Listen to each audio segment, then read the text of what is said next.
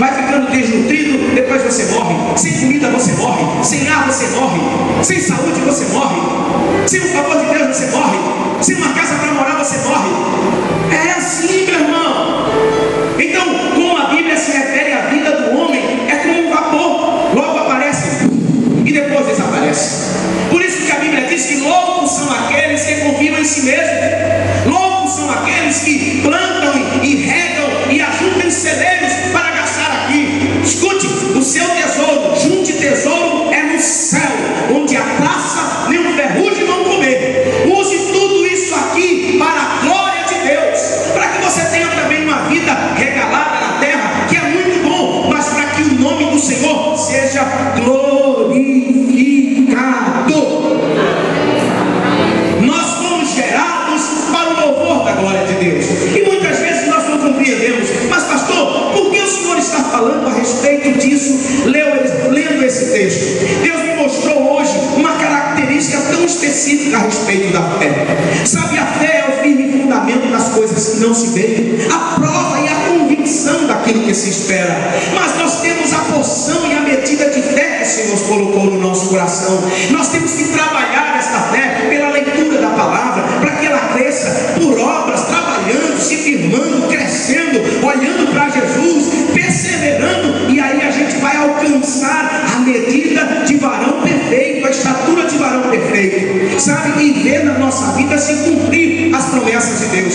Todos que estão aqui nessa noite, inclusive eu preciso que se cumpra na minha vida o propósito de Deus, a vontade de Deus. Essa é a minha oração. Pai, eu quero chegar nos últimos dias da minha vida e dizer ao Senhor: Pai, eu fiz o que Tu me mandaste. Eu tive algumas falhas, errei em alguns momentos, eu vacilei em alguns momentos, eu enfraqueci na fé em alguns momentos, mas eu não arredei o pé, eu perseverei, guardei a fé. Estou aqui, Senhor, pode me chamar a hora que quiser. Eu disse: Senhor, eu estou de volta no lugar de onde nunca deveria ter saído. Eu disse para Deus: eu quero viver para a Tua glória, eu quero viver para o Teu louvor, eu quero viver para exaltar o Teu nome, custe o que custar, mas que o Senhor seja glorificado em minha vida. Escute, seja o teu desejo esse, e Deus vai te exaltar na terra. Deus vai fazer questão de te abençoar, para que as pessoas vejam que Ele tem homens e mulheres fiéis na terra, que glorificam o seu nome, que usam de tudo que tem para engrandecer o nome do Senhor. Amém? Aleluia. E a gente começa a observar aqui nessa passagem. A primeira coisa, eu vi aqui pelo menos 3 pontos, bem rápido, que Deus ministrou no meu coração. Eu disse: Senhor, eu já vi a respeito de perseverança. A primeira coisa que Deus me mostra aqui nessa passagem é que a fama de Jesus era percorria.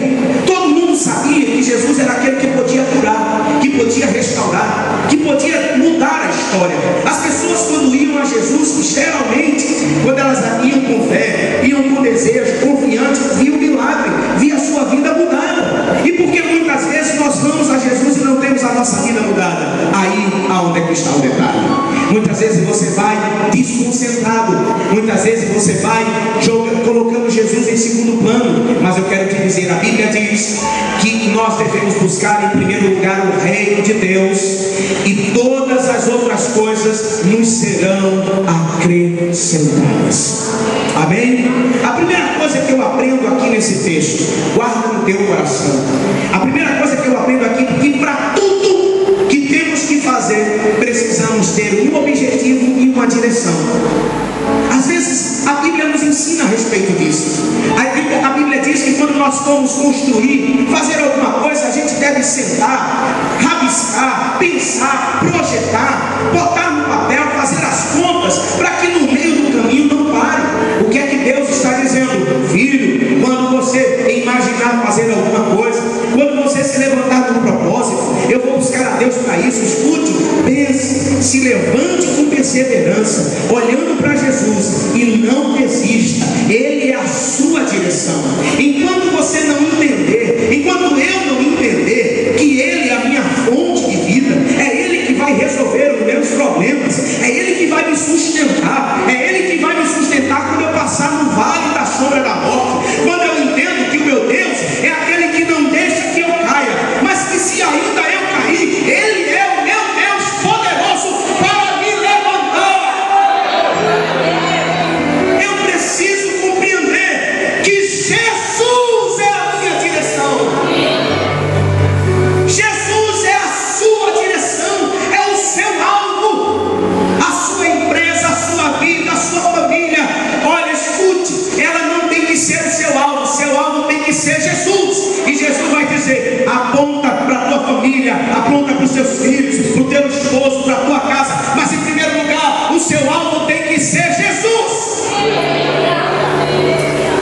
desse jeito. A primeira coisa que eu aprendo aqui, mais uma vez, eu fico maravilhado com o favor de Deus. Sabe o que Deus está dizendo para mim aqui e para você nessa noite?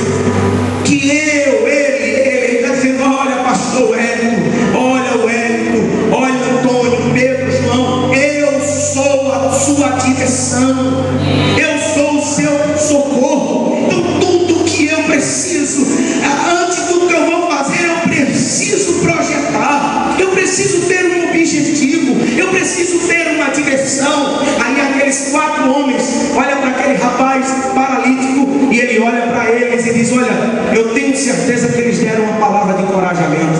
Disseram assim para ele: olha, a gente vai levar você no mestre. Jesus vai mudar a sua história. Jesus vai curar você. Deram um encorajamento tremendo ao rapaz. Aí eu acho que ele disse assim: mas eu não tenho força. Ele disse: não, mas a gente lhe ajuda. Então o primeiro ponto é justamente: tudo que a gente vai fazer, a gente precisa ter um objetivo e uma direção. Não faça nada sem direção, não. Porque de repente pode se agregar uma direção no meio do caminho e você pensa que essa direção é a de Deus e não é.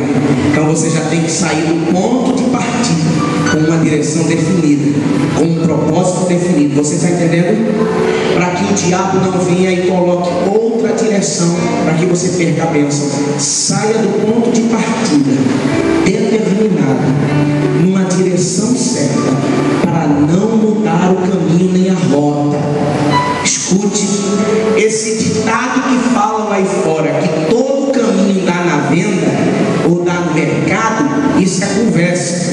Nem todo caminho dá no céu, só existe um, e esse caminho chama-se Jesus Cristo.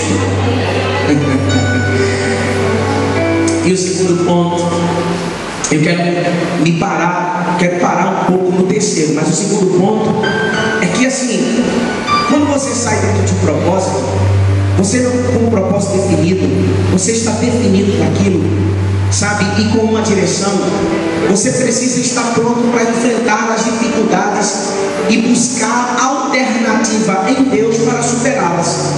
Às vezes nós, quando começamos uma caminhada em Cristo Jesus, nós sabemos que Deus é conosco, nós sabemos que Ele nos dá a vitória, que Ele está na nossa frente, é Ele que vai adiante de nós.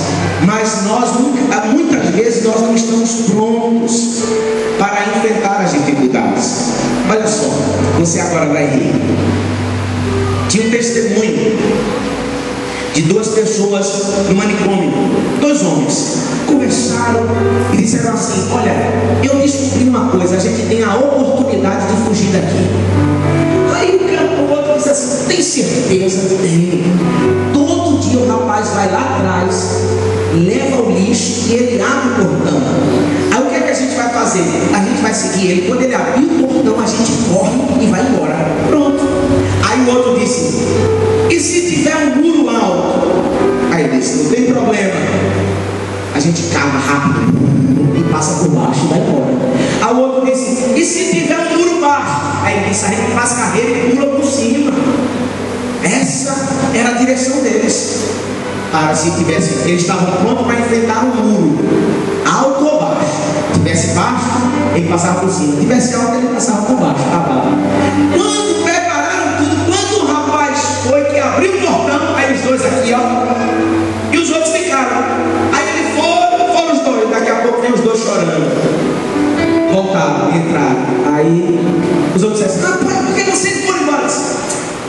Rapaz, não tinha muro não.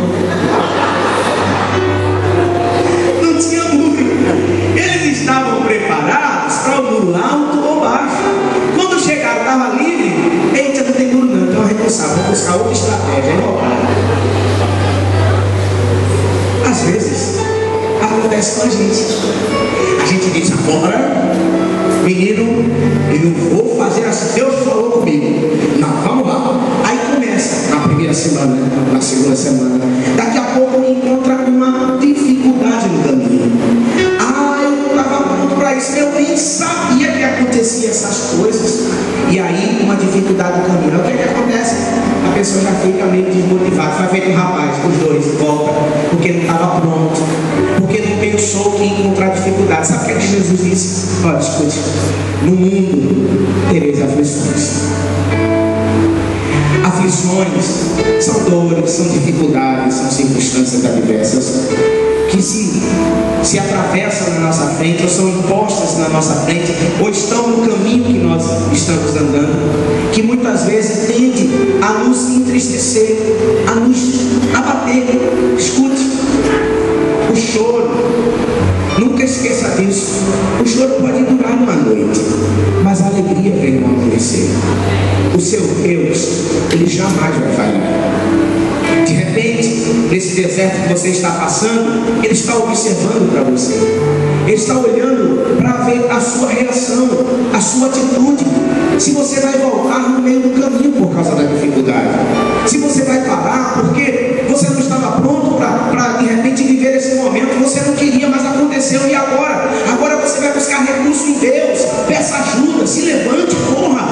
Mude, se não dá pela porta, suba pela parede. Tem umas escadas do lado, tente de qualquer forma, mas não fique parado. Nós precisamos estar prontos para não desistir na primeira dificuldade.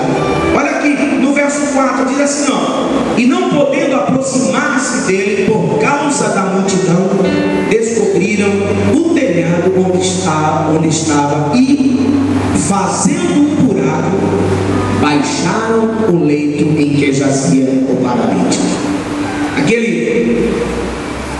Aquele povo, aqueles 4 homens, eles estavam certos de que eles conseguiriam entrar e falar com Jesus, para que Jesus curasse aquele rapaz. E estava tanta gente, tão cheio, que não conseguiram. Tentaram e não conseguiram. Eu tenho certeza que se fosse meia dúzia de pessoas que eu conheço, tinham deixado a cama e o rapaz lá, ele te vira. Não. Eu não já disse que não dá. E de repente até surgiu uma discussão entre eles. 2 queriam e 2 não queriam. Não vale a pena não. Vou deixar. Não está vendo a dificuldade. Isso são pessoas que não perseveram, que não insistem. As pessoas que vencem são aquelas que tentam.